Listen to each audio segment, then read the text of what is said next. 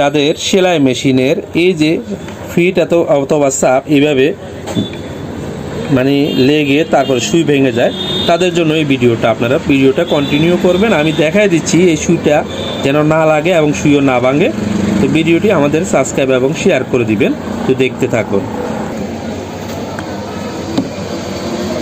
প্রথমে আপনি এই কভারটা খুলে নেবেন।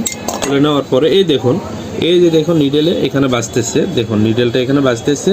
এখন কি করবেন, নিডেলটা যখন এখানে বাজতেছে আপনি একটু এই পাশে আসবেন, এটার এই গোড়া দিয়ে উপর দিকে এই যে এখানে আসবেন। এই যে দেখেন এখানে যে নাটটা আছে এটা একটু লুজ দিলাম এবং উপর লুজ দেওয়ার পরে এটা ঘুরানো যাবে। লুজ দেওয়ার পরে দেখেন এখানে দেখেন ঘুরানো যাবে। এই দেখেন